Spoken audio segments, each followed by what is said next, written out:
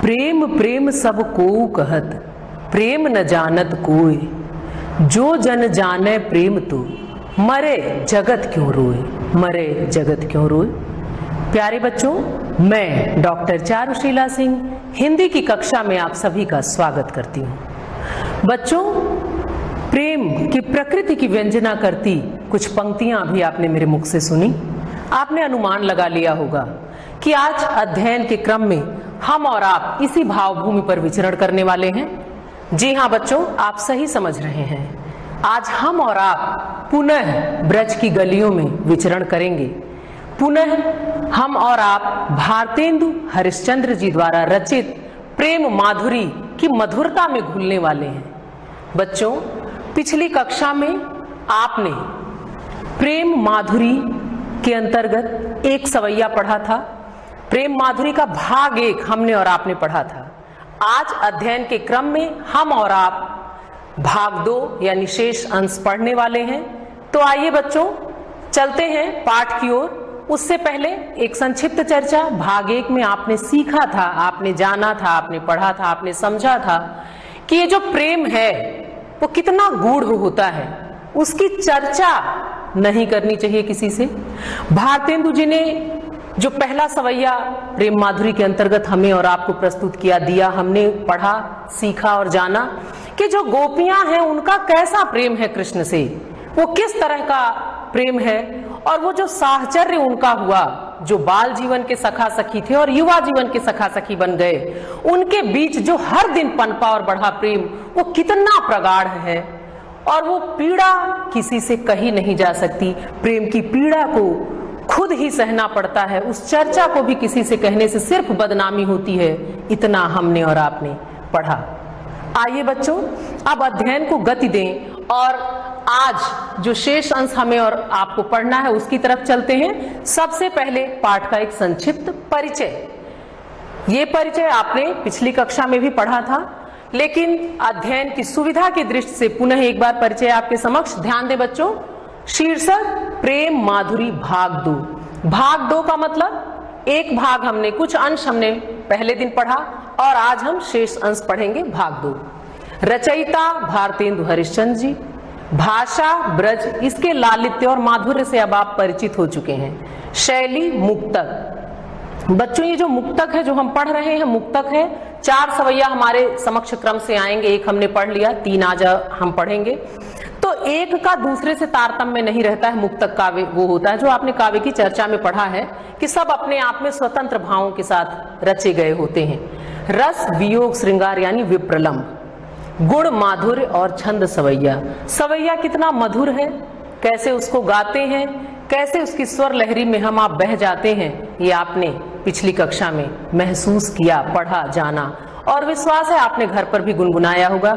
आइए अब देखते हैं कि भारतेंदु जी अगली सवैया में, अगले छंदों में क्या क्या लेकर आए हैं और हमें अब उस वियोग की किस स्थिति तक हमें पहुंचाना चाहते हैं, क्या बताना चाहते हैं। आइए बच्चों, मुख्य पाठ की ओर चलते हैं।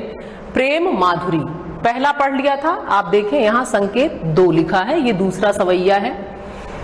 आपको चर्चा में बताया था मैंने कि इसको एक विशेष ढंग से पढ़ा जाता है, इसका एक विशेष तरीका है, एक विशेष सलीका है। सामान्य ढंग भी मैंने बताया, लेकिन आज सामान्य ढंग हम नहीं अपनाएंगे, सिर्फ हम छंद विधान के आधार पर पढ़ेंगे। जो आपने परिचय में पढ़ा था कि काव्य लयात्मक होता है, उसमें एक गति होती है, एक ताल होता है। तो चलिए पढ़ते हैं, देखते हैं इस सवैया को कि इसमें क्या दिया गया है। आज सिर्फ छंद विधान के आधार पर मैं पाठ करूंगी और आप भी मेरे साथ पाठ करें, मन में पढ़ें, दोहराएं, 2 बार पढ़ें, 3 बार पढ़ें, क्योंकि आप जानते हैं पाठ का बहुत महत्व होता है। जैसे जैसे हम 1 से 2 बार पाठ करते हैं, अर्थ स्वयं खुलते जाते हैं। इसलिए पाठ के महत्व को आप समझें, पंक्तियों को 2 बार 3 बार पढ़ें, आपको स्वयं अर्थ खुलते हुए से समझ में आएंगे। आइए पाठ की तरफ चलते हैं, करते हैं इसका पाठ। सुने बच्चों। रोकहीं जो तो अमंगल होए, और प्रेम न से जो कहे पिए जाइए। जो कहे जाहू न तो प्रभुता, जो कछु न कहे तो स्नेह न साई। जो हरिचंद कहे तुमरे बिन जीहे न तो यह क्यों पति आई। तासो पयान समय तुमरे हम का कहे आप हमें समझाइए। तासो पयान समय तुमरे हम का कहे आप हमें समझाइए। अद्भुत व्यंजना है बच्चों इन पंक्तियों में। ऐसी वाक्पटुता, ऐसा सलीका, ऐसा चातुर्य जिसका अनुकरण हमें और आपको भी करना है। प्रसंगों में मैंने सुना है, पढ़ा है, जाना है कि गोपियों को कहा जाता था कि वो अनपढ़ थीं, वो ग्रामीण परिवेश की थीं, वो कुछ नहीं पढ़ी लिखी थीं, लेकिन इस चतुराई, इस चातुर्य के पीछे तो बड़े बड़े पढ़े लिखे भी कायल हो जाएं। इन पंक्तियों में जो भाव पिरो दिया गया है, जो चतुरता है, आइए जानते हैं कि क्या है, किस ढंग से अपनी बात एक गोपी अपने पति से कौन सी बात कह रही है, कैसे कह रही है, जानते हैं। लेकिन चतुराई को आप देखें, इन पंक्तियों में महसूस करें कि अपनी सारी बात भी कह दे रही है और असमर्थता भी जता रही है। तो ये जो गोपी है, जो नायिका है, ये अपने प्रेम के बारे में अपने पति से अलग नहीं होना चाहती। परदेश जा रहे हुए अपने प्रिय, अपने नायक, अपने पति से वो कहती है। क्या कहती है, आइए इन पंक्तियों में डूबें, इनमें उतरें, इसके अर्थ की तरफ चलें और जाने कि क्या है इसमें। वो क्या कहती है, ध्यान दे बच्चों। रोकहि जो तो अमंगल होए। हम और आप जानते हैं ऐसी एक कहावत है, प्रथा है, भ्रांति है या जो है, लेकिन हम ये सुनते आते हैं कि जब भी कोई कहीं जा रहा होता है तो पीछे से टोकना नहीं चाहिए, वो अमंगल सूचक होता है। हम और आप ये बात जानते हैं। तो यहाँ ये गोपिका यही कहती है कि रोकहु जो तो अमंगल होए, कि तुम जा रहे हो, अगर मैंने तुम्हें रोक दिया, टोक दिया तो टोक लग जाएगा। अमंगल सूचक होता है, इसलिए मेरा हृदय डर रहा है, मैं डर रही हूं कि कैसे टोकूं। और प्रेम नशे जो कहें पिए जाइए। और अगर मैं कहती हूं कि जाइए, तो इस प्रकार मेरा प्रेम जो है वो नष्ट होता है, वो खंडित होता है। असमर्थता कितनी बड़ी है बच्चों, आप महसूस करें कि वो रोक भी नहीं सकती है, वो टोक भी नहीं सकती है, और जाने दे तो प्रेम फिर कैसे। क्योंकि आप जानते हैं कि प्रेम कैसे, इन पंक्तियों के माध्यम से हमने जाना है। वैसे वियोग तो है ही पराकाष्ठा प्रेम की, लेकिन संयोग और वियोग दोनों का श्रृंगार में अति महत्व होता है। तो वो उस बिछड़न से, उस जुदाई से, उस वियोग से डर रही है और उस पीड़ा की व्यंजना इन पंक्तियों में करती है। आगे देखियो कितनी चतुराई से फिर अपनी बात कहती है। जो कहे जाहु न तो प्रभुता। और अगर मैं कहूं, मैं ठान लूं कि नहीं नहीं तुम्हें नहीं जाना है, अगर तुम्हें रोकती हूं तो मेरा प्रभुत्व, मेरा स्वामित्व सिद्ध होगा, जो मैं नहीं चाहती। इन पंक्तियों में बच्चों, इस प्रभुता में आप देखें, इसमें समर्पण भाव छिपा हुआ है। क्यों अधिकारपूर्ण नहीं रोका जा रहा है, क्यों ये असमर्थता जता रही है?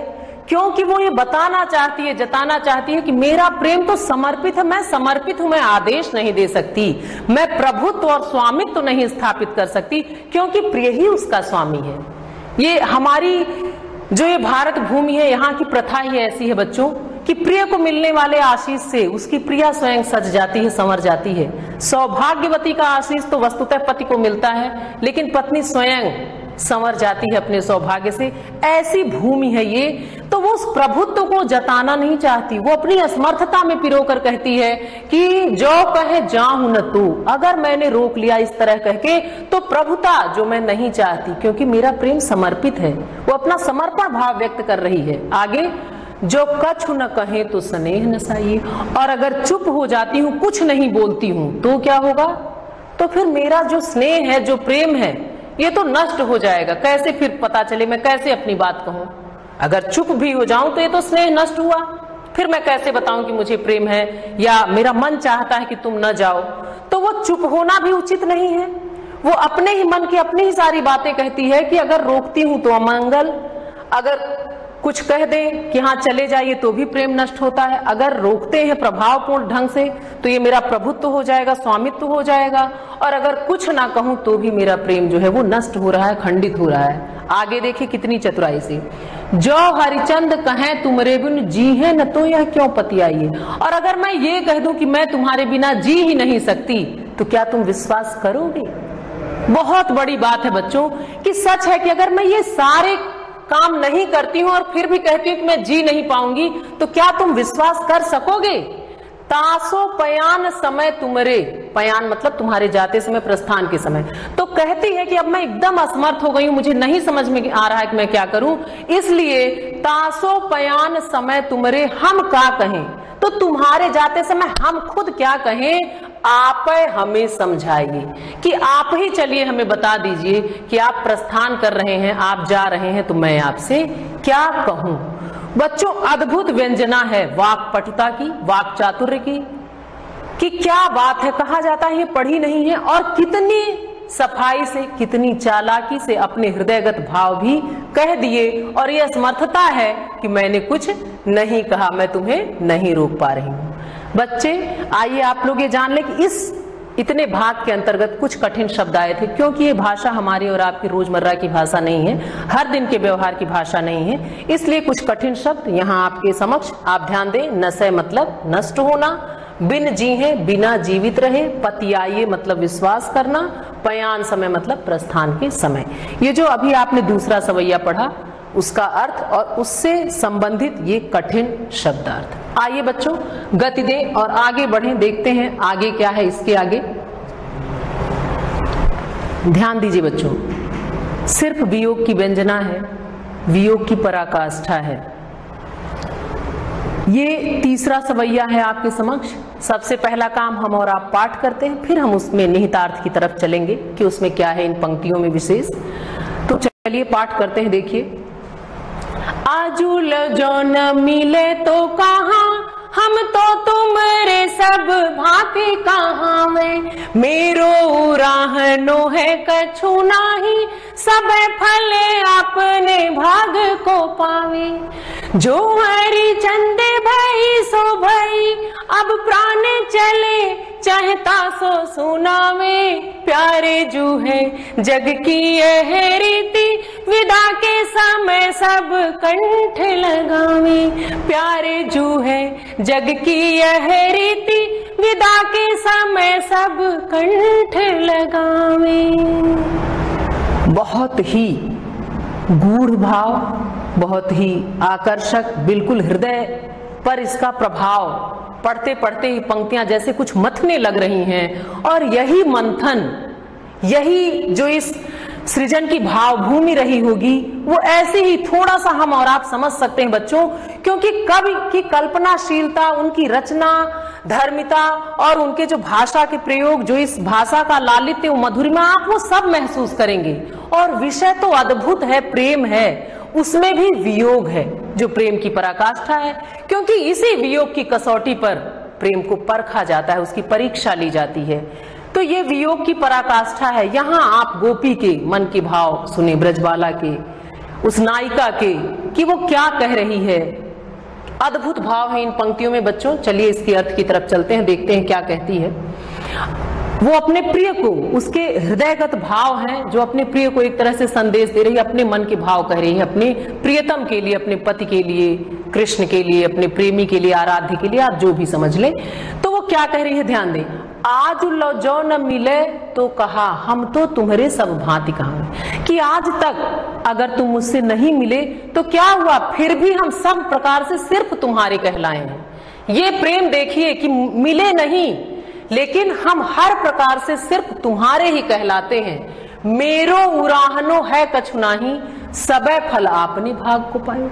और फिर अपने ही मन को समझाते हुए ये वियोगिनी, ये विरहणी, ये गोपी, ये ब्रजबाला कहती है कि मेरा उलाहना, मेरा शिकायत, मैं कोई शिकायत नहीं कर रही हूं, मेरी कोई शिकायत है ही नहीं। क्यों?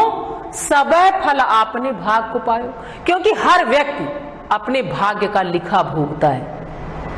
वो ये कह रही है कि मैं ये समझ रही हूं, मैं ये जान रही हूं कि ये मेरे भाग्य में ही नहीं है कि तुम मेरे पास, मेरे साथ रहो, इसीलिए मुझे किसी से कोई शिकायत नहीं है, बल्कि मैं ये जान गई हूं कि मैं अपने भाग्य का लिखा हुआ भोग रही हूं, मुझे किसी से कुछ नहीं कहना है, मुझे किसी से कोई शिकायत नहीं है। लेकिन और देखिए वो आगे पंक्तियों में क्या कह रही है, जो हरिचंद भई सो भई, अब प्राण चले चाहे तासो सुनावे। हरिश्चंद्र जी कहते हैं कि वो कह रही है कि अब तक जो हुआ सो हुआ, तुम भले मुझसे दूर रहे फिर भी मेरा स्नेह कभी कम नहीं हुआ, हम तुमसे जुड़े रहे, सिर्फ तुम्हारे ही हर प्रकार से कहलाते रहे, अपने भाग्य का लिखा फल समझकर इस पीड़ा, इस विरह, इस वियोग को सहते रहे, लेकिन अब तक जो हुआ सो हुआ, अब प्राण चले, अब ये जो प्राण हैं ये तुम्हारे वियोग में शरीर को छोड़ना चाहते हैं, ये अलग होना चाहते हैं, अब ये चलना चाहते हैं, इसलिए तासो सुनावे कि अब मैं तुम्हें ये कहना चाहती हूं, तुमसे ये बताना चाहती हूं, ये बहुत आवश्यक है। क्या? प्यारे जो है जग की यह रीति, विदा के समय सब कंठ लगा। कहती है कि हे प्रियतम, हे प्रिय, अब तुम ये जान लो, ये सुन लो, मैं तुम्हें सुनाना भी चाहती हूं कि संसार की ये रीति है कि जब विदाई होती है, जब कोई विदा होता है तो उसको गले से लगाकर विदा किया जाता है। उस समय कोई भी शिकायत, कोई उलाहना, मन के कोई भी भाव जो भी हो, उस समय सब किनारे रख दिया जाता है और उस समय गले लगाकर विदाई दी जाती है। तो कहने का मतलब यह है कि अब मेरा अंतिम समय है, अब तुम देर मत करो, अब चले आओ, क्योंकि अब प्राण निकलना चाहते हैं, मैंने अपने भाग्य का लिखा तो भोग लिया है। कितनी अद्भुत पंक्तियां हैं बच्चों कि स्नेह कैसा है, वो भाव भूमि कैसी है, ये वियोग तो है, इसमें कष्ट किस, लेकिन सोचिए इस पीड़ा में उस प्रेम को सोचिए कि वो किस ऊंचाई तक है, कहां तक है, कि वो किस तरह अपने मन को मना भी रहा है कि आज लो जो न मिले तो कहां, कि तुम नहीं मिले फिर भी हम हर प्रकार से तुम्हारे ही कहलाए, हम सिर्फ तुम्हारे होकर रहे। मेरो उराहनो है कछुना ही, सबे फल अपने भाग को। मैं कुछ नहीं कह रही हूं क्योंकि यही मेरे भाग्य का लिखा था कि हर व्यक्ति अपने भाग्य का लिखा हुआ भोगता है, उससे उसको समझौता करना ही पड़ता है। तो मैंने ये मान लिया है कि मेरा और तुम्हारा संयोग नहीं हो सकता, पर अब ये प्राण चलना चाहते हैं, इसलिए संसार की इस रीति को तुम निभाओ। वो रीति क्या है? प्यारे जो है जग की यह रीति, विदा के समय सब कंठ लगावे। अब आइए और मुझे कंठ से लगाइए, मतलब अब विदाई के समय तो तुम्हें आना ही आना पड़ेगा, क्योंकि अब ये प्राण चलना चाह रहे हैं। अद्भुत व्यंजना बच्चों विरह की। आइए अब देखते हैं कि इन पंक्तियों में कुछ कठिन शब्द आए थे, उनके क्या क्या अर्थ हैं। बच्चों ध्यान दें।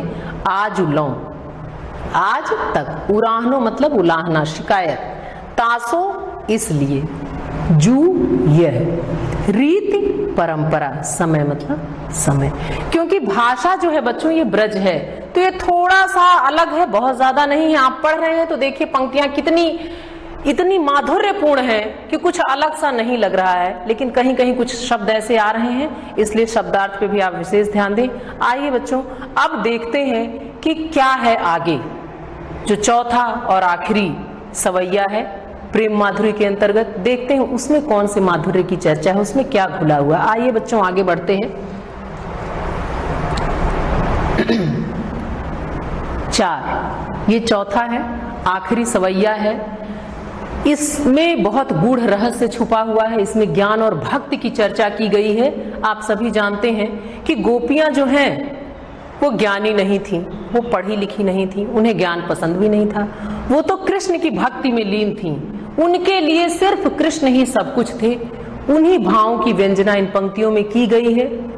आप जानते हैं बच्चों कि उद्धव आते हैं गोपियों को ज्ञान की सीख देने। आप सोचिए कि सिर्फ गोपियां ही अकेले पीड़ित नहीं थी, कृष्ण को भी इसका आभास था, इसलिए उस पीड़ा का आभास कर कृष्ण ने स्वयं उद्धव को भेजा था। कहीं कहीं प्रसंग मिलता है कि उद्धव के ज्ञान के घमंड को चूर चूर करने के लिए भी भेजा था, और ये प्रसंग भी कि अगर हम किसी को चाहते हैं और उससे दूर हैं तो उसकी स्मृति मात्र से ही उसके दुखों के बारे में सोचकर भी हम और आप पीड़ित हो जाते हैं। कृष्ण भी जिम्मेदारियों के तले वहां बंधे हुए, लेकिन बार बार उनको वो स्मृतियां सहज हो जाती हैं जहां बालपन गुजरा। पहले भी मैंने कहा, पुनः कह रही हूं कि ये प्रेम जो है बच्चों ये सहसा नहीं हुआ था, ये एक नजर का या एक मुलाकात का प्रेम नहीं था, ये बाल जीवन के सखा सखी थे। ये दिन दिन ये प्रेम दिन दिन घड़ी घड़ी बढ़ा था और तब इतना वो पका था, इतना परिपक्व हुआ था कि पूरी दुनिया इसके सुगंध को महसूस करती है। जब भी प्रेम की चर्चा चलती है कृष्ण की स्मृति अवश्य होती है। जब वास्तविक प्रेम की बात होती है तो कृष्ण याद आते हैं, फिर वो ब्रज याद आता है, फिर वो राधिका याद आती है, फिर वो गोपियां याद आती हैं। हम नहीं भूल सकते ये वो प्रेम के वो सर्जक हैं जिन्होंने प्रेम के वास्तविक स्वरूप को हमारे और आपके समक्ष रखा। इन पंक्तियों में अब क्योंकि कृष्ण दूर चले गए हैं, वो मथुरा चले गए हैं, स्मृतियां उन्हें कचोट रही हैं, गोपियों की दशा उन्हें व्याकुल कर रही है, तो उन्होंने उद्धव को भेजा है कि तुम गोपियों को कुछ सिखाओ, कुछ पढ़ाओ, उन्हें कुछ ज्ञान दो, ताकि उनका मन थोड़ा सा कृष्ण की तरफ से हटे। वो चाहते हैं कि वो मुस्कुराएं, वो प्रेम की पीड़ा में ही दिन भर न घुली रहें। तो इन पंक्तियों में उद्धव आते हैं, उन्होंने जो भी समझाना था कहा। अब गोपियां पलटकर क्या कह रही हैं वही भाव है। आप ध्यान दें बच्चों, बहुत गूढ़ पंक्तियां हैं। सबसे पहला काम बच्चों क्या करना है, इसका पाठ करना है। 2 बार 3 बार जितनी भी बार करना है, हम और आप सबसे पहला काम करेंगे कि इसका पाठ करेंगे, तभी अर्थ खुलते हुए से नजर आते हैं। आइए चलते हैं, पहले पाठ करते हैं। व्यापक ब्रह्म सब थल पूरन है, हम हूँ पहचानती है। पे बिना नंद लाल बिहाल सदा, हर चंद न ज्ञान ही ठानती है।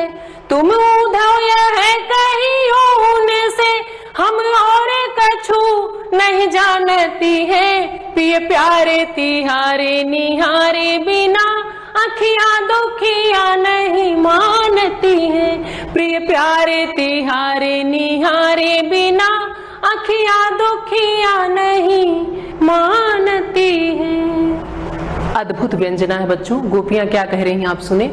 वो कह रही हैं, व्यापक ब्रह्म सबे थल पूरन है, हमहू पहचानती हैं। उद्धव से कहती हैं, हे उद्धव जी, ये सही है कि हमें पता है कि ये जो ब्रह्म है ये व्यापक है, ये पूरे थल, हर स्थल पे, हर जगह, कण कण में ये विराज है। इस बात को हम बहुत अच्छे तरीके से जानते हैं। आप ये ना समझे कि हमें पता नहीं, हमें ब्रह्म की व्यापकता, कण कण में उनकी व्याप्ति हम जानते हैं। लेकिन पे बिना नंद लाल बिहाल सदा, हरिश्चंद्र जी कहते हैं कि गोपियां कहते हैं, लेकिन जो हमारा हृदय है वो बिना नंद के लाल अर्थात कृष्ण के बिना, उस गिरधारी के बिना, उस माखन चोर के बिना, उस लीला बिहारी के बिना हर पल हमारा जो मन है वो बेचैन रहता है। तो हम किसी भी ज्ञान को महत्व नहीं दे सकती। हरिचंद न ज्ञान ही ठानत है, तो हम ज्ञान नहीं सीख सकते। उद्धव यह कहियो उनसो, फिर वो कहती, हे उद्धव तुम यह कह देना उनसे। क्या कहना, हम और कछु नहीं जानती हैं, कि हम सिर्फ आपकी भक्ति जानते हैं और हम कुछ नहीं जानते हैं, ना हम कुछ जानना चाहते हैं। प्यारे तिहारे निहारे बिना, आखिया दुखिया नहीं मानती हैं। और कहना कि हे प्रियतम, हे प्रिय, ये तुम्हें देखे बिना जो हमारी दुखियारी आंखें हैं वो मानती ही नहीं, वो सिर्फ तुम्हारा इंतजार कर रही हैं। हम और कुछ नहीं कर सकते, हम कोई ज्ञान अब नहीं सीखेंगे, हम बस तुम्हारी ही भक्ति जानते हैं। और ये आंखें सिर्फ तुम्हारे बिना तरस रही हैं, सिर्फ ये आंखें तुम्हारे बिना तरस रही हैं। इसलिए इन दुखियारी आंखों की अब सुनिए, और इनका जो कष्ट है उसे सिर्फ और सिर्फ आप मिटा सकते हो। किसी भी ज्ञान से, किसी भी तरह की चर्चा से ये कष्ट जो है वो दूर नहीं हो सकता है। कठिन शब्दार्थ की तरफ चलते हैं बच्चों, आप ध्यान दें। थल स्थल, बिहाल मतलब व्याकुल बेचैन, ज्ञान ज्ञान को ठानती मतलब महत्व, निहारे मतलब देखे। अद्भुत व्यंजना थी इसमें गोपियों के हृदय की, उनकी पीड़ा की, कृष्ण के प्रति उनके प्रेम की जो अनन्य है, जिसकी आराधना की जाती है। आइए बच्चों अब इन पंक्तियों के काव्य सौंदर्य की तरफ चलते हैं। काव्यगत सौंदर्य, आप जानते हैं बच्चों कि किसी भी व्याख्या का अर्थ का यह आवश्यक पड़ाव होता है। वैसे तो आपने ये सब कुछ जान लिया है, लेकिन फिर भी आप जान लें कि इन पंक्तियों में क्या था। काव्यगत या शिल्प सौंदर्य क्या है। काव्यगत सौंदर्य, रस वियोग श्रृंगार। पहले भी आपको बताया, पुनः बता रही हूं कि वियोग जो है ये विप्रलंब, आप जानते हैं श्रृंगार 2 होता है, 2 प्रकार का, एक संयोग और दूसरा वियोग। संयोग में मिलन दशा का वर्णन होता है और वियोग में अलग होने का। आपने आज वियोग ब्रज की भूमि पर पढ़ा, प्रेम माधुर्य के अंतर्गत पढ़ा, और आपने देखा कि कैसी अद्भुत व्यंजना कवि ने की है। और भारतेंदु जी के जो उपनाम हरिश्चंद्र उन्हें मिला था, हमने और आपने आज जान लिया कि हरिश्चंद्र भारतेंदु, भारतेंदु हरिश्चंद्र ये क्यों थे विशेष। इतने छोटे समय में इन्होंने इन 4 सवैयों के माध्यम से हमको और आपको इतना कुछ, इतना व्यापक, इतना अद्भुत दे दिया। और इतना मधुरिम तरीके से वो हमने और आपने महसूस किया। अलंकार, अनुप्रास, छंद, सवैया। सवैया छंद कैसा है ये भी आपने महसूस कर लिया, अति मधुरिम। और आपने कल पढ़ा था, मैंने इसके पहले आपको बताया कि ये समतुकांतक होते हैं, एक विशेष शैली, एक गति और लय का निर्वाह किया जाता है, उसको हमने और आपने पढ़ा और जाना। आइए आगे चलते हैं बच्चों अगले पड़ाव की तरफ। आंतरिक मूल्यांकन। बच्चों आप सभी जानते हैं कि हर कार्य के पीछे एक उद्देश्य निहित होता है और मूल्यांकन के द्वारा जाना जाता है कि हम अपने लक्ष्य में, अपने उद्देश्य में कहां तक सफल हुए हैं। आइए आंतरिक मूल्यांकन के अंतर्गत कुछ प्रश्न आपके लिए। पद्यांश पर आधारित प्रश्नों के उत्तर लिखिए। ये वो प्रारूप है बच्चों जो आपकी परीक्षा में पूछा जाएगा। उस प्रारूप पे आपकी परीक्षा के लिए कुछ प्रश्न आपके समक्ष हैं। आप ध्यान से देखें कि ये जो आखिरी चौथा हमने पढ़ा था, इसी तरीके से परीक्षा में पूछा जाता है, इसके अंतर्गत ही आपको कुछ प्रश्न मिलेंगे। ये चौथा है व्यापक ब्रह्म सबय थल पूरन, और इसको आप पढ़ें, 2 बार पढ़ें, 3 बार पढ़ें। मैंने पहले भी बताया था कि उसके अंतर्गत ही आपको ये सारी चीजें मिलेंगी, सारे सवालों के जवाब आप जान गए हैं। अब देखिए इसमें पहला प्रश्न क्या है, पाठ का शीर्षक व कवि का नाम लिखिए। शीर्षक प्रेम माधुरी। जो पूरे पाठ के अंतर्गत ये एक सवाल, ये एक प्रश्न, ये जो है वो कभी बदलता नहीं है। पूरा जो आपका ये प्रेम माधुरी है, उसमें किसी भी खंड की चर्चा करनी हो, किसी के भी बारे में बताना हो, तो न शीर्षक बदलने वाला है न कवि। कवि भारतेंदु हरिश्चंद्र जी हैं। रेखांकित अंश की व्याख्या कीजिए। जो मैंने अभी आपको बताया, प्यारे तिहारे निहारे बिना आंखिया दुखिया नहीं मानती, कि हे प्रिय तुम्हें देखे बिना ये दुखियारी आंखें नहीं मानती हैं। लेकिन ये हृदयगत भाव किसके हैं? ये गोपियों के हैं। किससे कह रही हैं? उद्धव से। और एक आखिरी प्रश्न, गोपियां उद्धव से क्या निवेदन कर रही हैं? इस निवेदन के अंतर्गत वो जो सारे भाव जो इन चारों पंक्तियों के अंतर्गत आए हैं, वो आपको सारे भाव इसके अंतर्गत आपको बताने हैं। तो परीक्षा में एक ये प्रारूप आपके समक्ष होता है। आप इस प्रारूप पर अपनी पहले स्वयं परीक्षा करें और फिर आप परीक्षा में अच्छे अंकों से उत्तीर्ण हो। आइए बच्चों, संप्राप्ति। हमने और आपने क्या पाया इस अध्याय के अंतर्गत? हमने और आपने भारतेंदु हरिश्चंद्र जी के परिचय को जाना कि मात्र 34 से 35 वर्ष की छोटी सी, सीमित, बहुत लघु, आप कह सकते बहुत छोटी उम्र में उन्होंने क्या अद्भुत दे दिया हिंदी साहित्याकाश के। सचमुच वो इंदु कहे जाते हैं तो कहे जाने योग्य वो सर्वथा हैं। ये हमने और आपने भी महसूस किया। प्रेम माधुरी के अंतर्गत हमने और आपने प्रेम की उस भाव भूमि पर विचरण किया जो प्रेम के लिए उदाहरण के रूप में गिना जाता है। हमने और आपने जाना कि प्रेम कितना गूढ़ है, कितना रहस्यमयी है। प्रेम की गूढ़ता को हमने और आपने पढ़ा, समझा, सीखा और जाना। अद्भुत था गोपियों का कृष्ण के प्रति प्रेम, उनकी वाक्पटुता, उनका चातुर्य कैसा था, हमने और आपने जाना। और इस चतुराई को, इस प्रेम को अपने जीवन में उतारने की जरूरत है। यही इसका उद्देश्य है। हमने और आपने जाना कि कितने सलीके से अपनी बात कही भी जा सकती है और असमर्थता भी जताई जा सकती है। तो बच्चों, अगले कक्षा में एक नए विषय के साथ पुनः मुलाकात होगी। धन्यवाद।